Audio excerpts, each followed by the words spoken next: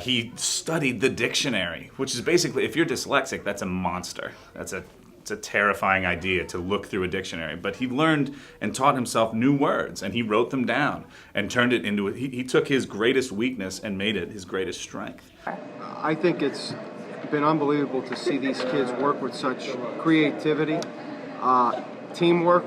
You have mentors in the high school level working with these younger kids. They're thinking outside the box. They're working extremely diligently. And most importantly, they're enjoying the process. I think this is a memory that they will have for the rest of their lives. I told Mrs. Burkett last week, I said, this is the most enjoyment I've ever had teaching.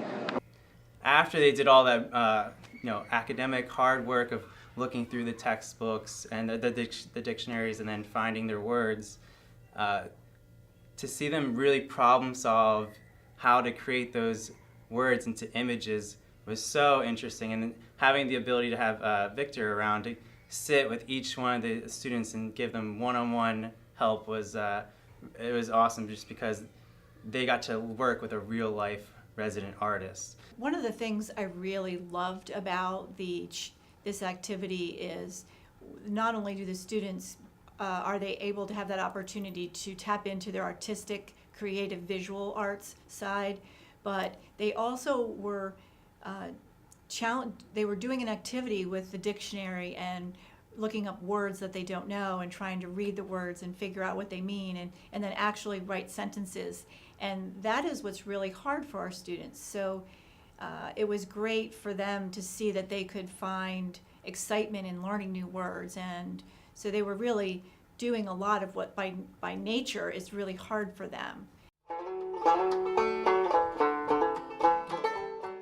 Initially, I created Daedal Doodle for my 3-year-old daughter. I was very influenced by all the ABC books I was reading to her.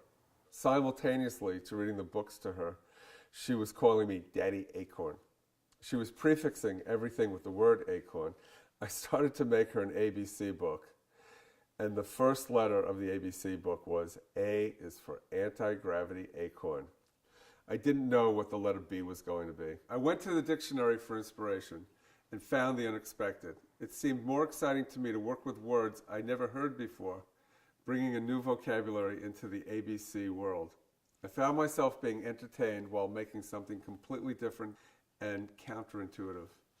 What happened with the teaching program was complete serendipity. I was approached by the Allentown Art Museum. They asked me if I would accept a grant.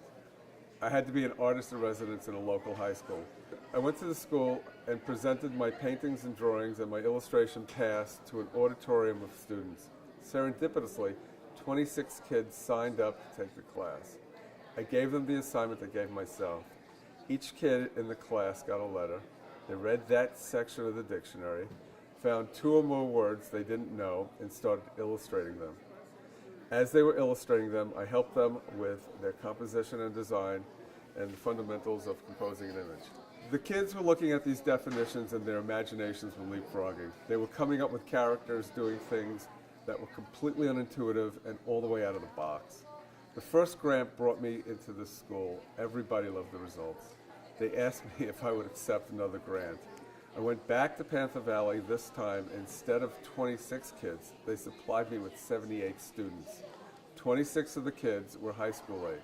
They went through the process of getting a letter, looking up the words to create illustrations that were character-driven.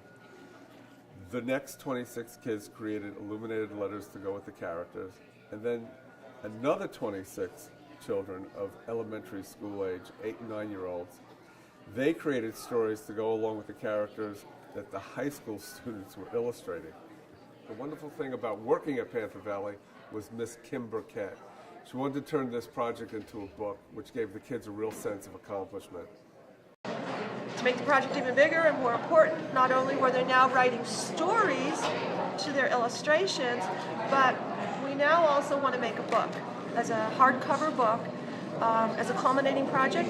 And one other new thing is we're also exhibiting with Victor Stabin, his one-man show at the Allentown Art Museum.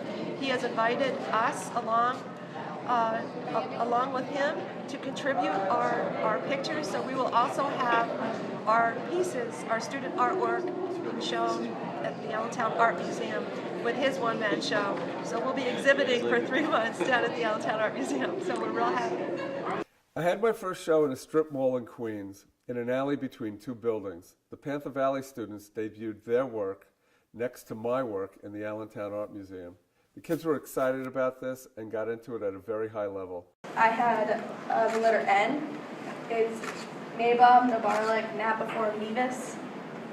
And a Nabob is a wealthy man, which I showed like, with the money and the painting. You know, he has his crown and the monocle. Then a Nabarlik is a pygmy wallaby. You could tell, however, that I was in danger, so with one swipe of his mighty tail, he pushed me clear out of the whirlpool. Neither of us felt like this ocean was very safe anymore, so we both swam to the Pacific Ocean. We both had a really good time there. Learning new things about even the project itself, the people around you, new techniques for drawing, just in general, it was stellar.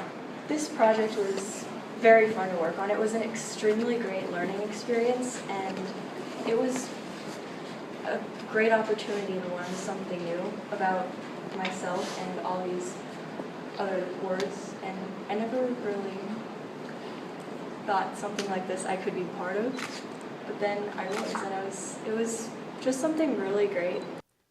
This is something that's worth pursuing. Doesn't cost anything. Everybody already has a dictionary. I think that using a pencil on a piece of paper and connecting it to vocabulary seems to be turning into something that could be a very common curriculum. And so to have our kids witness that problem firsthand and to be able to do something about it and be a part of it, and to actually then have a book and be in a book and feel like they're a part of it and actually be a part of it and make something with their hands and with their brain and look up words that they didn't know and have it become something special to not just our little group here at Hillside, but potentially on a much larger stage is just huge, and it wouldn't have happened without Victor. I think of books as magic, and I think the process of using the dictionary to seed the imagination can take you across the universe alphabetically.